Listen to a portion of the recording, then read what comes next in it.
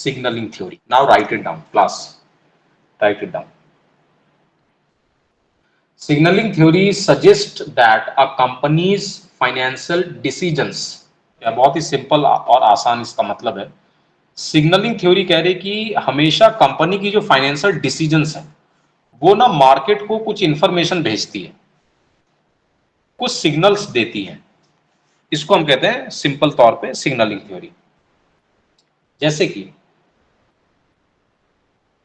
Company की financial decision हुई कि क्या किया जाए, नए इक्विटी को इशू किया जाए, let's issue the new equity. ये कंपनी की क्या है, फाइनेंशियल डिसीजन है।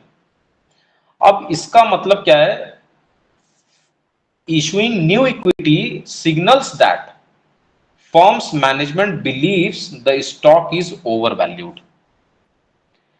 भाई अत्यधिक, और आप नया इक्विटी अगर इशू करना चाह रहे हैं, आप मार्केट को ये सिग्नल दे रहे हैं, इशारा दे रहे हैं कि आपका मानना है कि आपकी जो इक्विटी है वो अभी ओवर वैल्यूड है। क्योंकि जब भी कंपनी नए इक्विटी को इशू करती है तो वो अपने क्या करती है, प्राइसेस को एडजस्ट करती है, नीचे आ जाती है ना।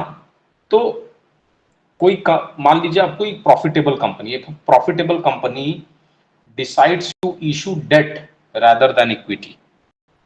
कंपनी क्या कर रही है, इक्विटी की जगह वो डेट ले रही है। तो इसका मतलब क्या है, वो बैंक से लोन लेकर काम कर रही है, वो इक्विटी इशू नहीं कर रही है। तो इसका मतलब क्या है, इसका मतलब है कि वो मार्केट को सिग्नल दे रही है, इंफॉर्मेशन दे रही है कि वो कॉन्फिडेंस है अपने फ्यूचर को लेकर। भाई हम डेट आराम से चुका सकते हैं ना, तो हम इक्विटी क्यों सर पे ले, हम मालिकाना हक किसी को क्यों दें।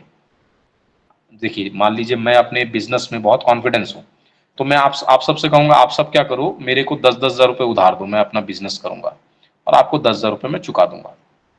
इसका मतलब है मैं ज्यादा कॉन्फिडेंट हूं जब मैं उधार लेके काम कर रहा हूं। दूसरा है कि मैं कॉन्फिडेंट नहीं हूं, मुझे डर है, तो मैं क्या कहूंगा, आप सब 10,000 दो और सब मालिक बन जाओ, मतलब सब बराबर के हकदार बन जाओ, लॉस तो लॉस, प्रॉफिट तो प्रॉफिट।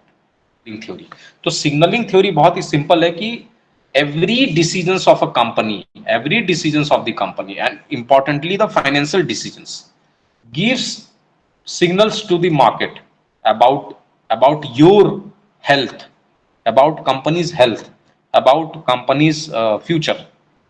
Okay, now